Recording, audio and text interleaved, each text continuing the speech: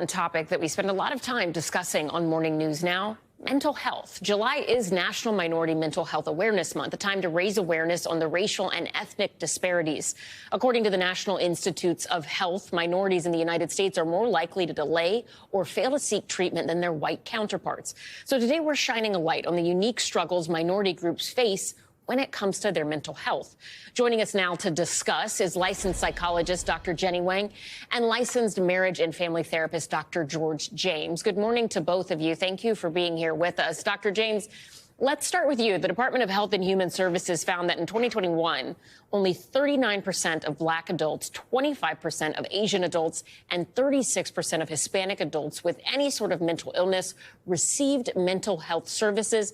That is compared to 52% of white adults. Why do you think that is? Why is there such a big disparity at this point in time? And what obstacles do people face when it comes to being treated for their mental health? Are white people more easily accessing these services, or are people not listening to people of color in the same way they listen to white people? Good morning, Ellison. I think it's a little bit of all of those things. First, stigma is still a big concern when we talk about clients of color in terms of, should I do this? Is this the right thing? Am I doing something that's wrong? Also, costs are still really high in terms of what is affordable and what is accessible. And then there's also fit. Who's the right person that I can go to as my therapist? And is that the right fit? There's not enough clinicians to match clients of color. And so when we add all of those things together, I think that has caused an increase in the disparities. Dr. Wang, Dr. James mentioned not enough clinicians. Let's talk a little more about that. If you look at some of the data, the American Psychological Association reported that 86% of U.S. psychologists in 2015 were white. How does that impact the care people receive? Well, when we think about cultural competency or even cultural humility, that's one of the things that we have to learn as clinicians if we're going to work with communities of color. And so, when we think about training process, when we think about how these clinicians are integrating these concepts, if they're not being trained by psychologists of color and supervised by them, then they're not gaining the cultural knowledge as well as the humility necessary to address their bias and also the effects of racism within the therapy room.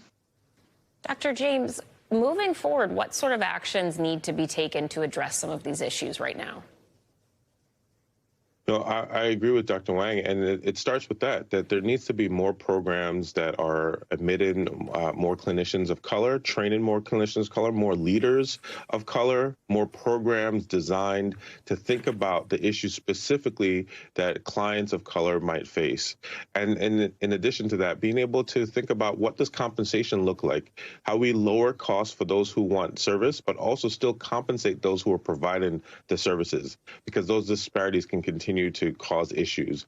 And then being able to have folks who are influencers, I'm not talking about just TikTok or so forth, but people in the community, people that people respect, to show up and say that therapy is important. Dr. Wang, what advice do you have for people who might be struggling with their mental health but feel like they look at the doctors available to them in their communities and don't see themselves represented and feel like, how could that person help me? Where should they go to look for resources to get the help they need? Absolutely. A lot of clinicians have actually created databases or directories. So, for example, Latinx Therapy, Loveland Foundation, Therapy for Black Girls, Asians for Mental Health, Asian Mental Health Collective. They all have compiled directories of self-identified clinicians of color. And so these are ways where people can see that we exist, we are out there, and we are waiting to serve our people. Dr. Jenny Wang and Dr. George James, thank you both for what you do and for being here with us this morning. We really appreciate it. Thank you.